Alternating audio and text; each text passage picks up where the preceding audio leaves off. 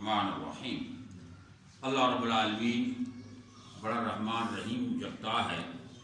اس اللہ نے اپنے بندوں کو اپنی طرف راغب کرنے کے لیے یہ جو مسجدیں بنائی ہیں، یہ ساری مسجدیں بیت اللہ شریف کی برانچیں ہیں۔ بعض بزرگوں نے لکھا ہے کہ جب فرشتوں کو حکم ہوا کہ وہاں مکے میں جا کر کعبہ بناؤ، تعمیر کرو، کعبہ جب تعمیر ہوا تو جو پتھر آئے ہوئے تھے ان پہاڑوں کی جبل ابو قبیس کے پتھر یا جن پتھر تھے وہ تھوڑے بچ گئے، تو حکم ہوا کہ ان پتھروں کو دنیا میں پھیلا دو۔ تو انہوں نے ان پتھروں کو ہاتھ پہ مسل کر دنیا میں جب پھینکا فرشتوں نے، تو جہاں جہاں وہ کنکری آگے پڑی ہے وہاں مسجد بن گئی۔ پوری دنیا میں اتنی مسجدیں ہیں، یا اب لاکھوں کروڑوں اربوں کے حساب سے مسجدیں۔ تو یہ گویا اللہ تعالیٰ کے گھر کی برانچیں ہیں، بعض اس لیے ہیں تاکہ اہل محلہ، اہل علاقہ اور وہاں کے رہنے والے مسلمان جو ہیں وہ اکٹھے ہوں، وہاں اللہ کو یاد کریں، ایک دوسرے کی بھلائی کریں اور دین کی طرف رغبت حاصل کریں۔ تو یہ بڑی عظمت والی چیز ہے۔ مسجد کی تعمیر جو ہے یہ انبیاء کا طریقہ ہے۔ وَإِذْ يَرْفَعُ إِبْرَاهِيمُ الْقَوَاعِدَ مِنَ الْبَيْتِ وَإِسْمَاعِيلُ، جب ابراہیم و اسماعیل دونوں نے بنیادیں کعبے کی رکھی تو ہاتھ اٹھا کے دعا مانگی۔ علماء نے لکھا ہے کہ جب مسجد کی تعمیر میں کوئی حصہ دو، اس وقت جو بھی دعا مانگو گے وہ اسی وقت قبول ہو جائے گی، اسی وقت قبول ہوگی، کیونکہ حضرت ابراہیم خلیل اللہ نے پہلا کام یہ کیا، کعبہ بنا کے ہاتھ اٹھا کے دعا مانگی کہ یا اللہ میرا یہ بچہ ہے، ہم جنگل میں ہیں، اس شہر کو اتنا عظیم بنا دے دنیا ساری یہاں ٹوٹ کے پڑ جائے۔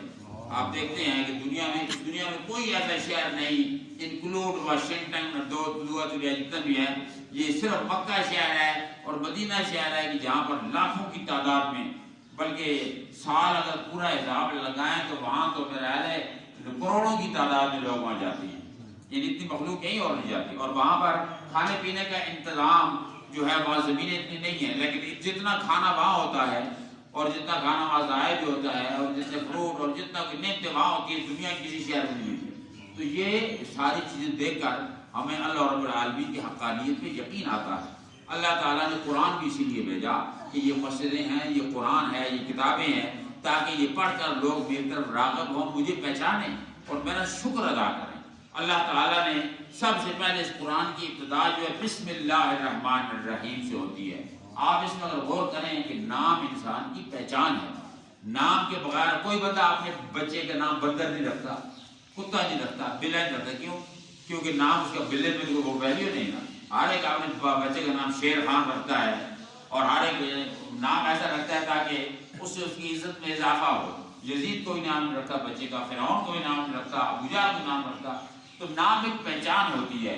اور آپ جو ہمارے نام جو والدین نے رکھے ہیں یہ بھی انہوں نے اپنی سوچ کے مطابق صحیح رکھے ہیں، کسی کے نبی کے ساتھ نسبت ہے، کسی کی ولی کے ساتھ نسبت ہے۔ اچھا بہرحال یہ بھی مخلوق کے نام ہیں اور مخلوق کے نام اگر آپ بگاڑنا چاہیں تو بگڑ سکتے ہیں۔ مثال کے طور پر کسی کا نام اسماعیل ہے حالانکہ نبی کا نام ہے، لیکن جناب الف کو ہٹا دیں تو اسماعیل بن گیا، اسماعیل معنی ہی بدل گیا، اس کا سین ہٹائیں تو مائل بن گیا، معنی ہی بدل گیا، اور میم ہٹائیں تو آئل بن گیا۔ مطلب یہ ہے کہ نام بگڑ جاتے ہیں، لیکن اللہ کی ذات کو ذرا دیکھو، اس کا جمال و جلال دیکھو اور اس کے پیارے حبیب کو دیکھو کہ اس کا نام کسی طرح بھی آپ ہٹاتے جائیں بگڑے گا نہیں، بلکہ کمال ہی یعنی کمال ہی اس میں نظر آئے گا۔ آپ دیکھو جس طرح اللہ رب العالمین نے الف لام لام ہے 4 حرفوں میں نام بنایا، 2 لام ہے مشدد اور الف اور ہا ہے۔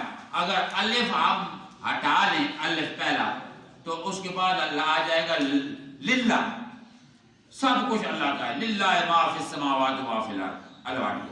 اب آپ الف اور لام دونوں ہٹا دیتے ہیں بن جائے گا لہو، سب کچھ اسی کے لیے، لہو ما فی السماوات و ما فی الارض۔ اگر الف لام لام تینوں ہٹا دیں تو بن جائے گا ہو، سب کچھ اسی کا ہے۔ اب دیکھیں کہ ہر حرف اس کی توحید کی نشاندہی بتا رہا ہے، یہ کمال ہے اس نام میں۔ اور اس نے پھر اپنے محبوب کا نام بھی ایسے ہی رکھا، میم ہا میم دال محمد، میم ہٹا دو، اس کا معنی محمد کا معنی ہے کہ وہ ذات جس کی ہر زبان میں، ہر زمانے میں ہر ایک تعریف ہی تعریف کرتا رہے، خود خدا بھی اس کی تعریف کرے، خالق بھی تعریف کرے۔ تو اگر میم ہٹا دو تو پیچھے کیا رہ گیا؟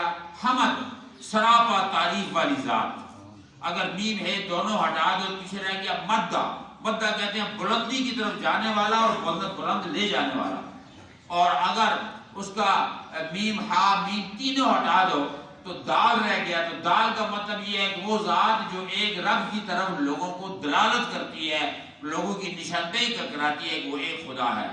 اور اللہ تعالیٰ نے اپنے نام کو مشدد رکھا, محمد صلی اللہ علیہ وسلم کے نام کو مشدد رکھا. علماء فرماتے ہیں محمد میم اور ہے, محمد ہا میم دال, ان دونوں کے درمیان جو میم ہے وہ تشدید ہے.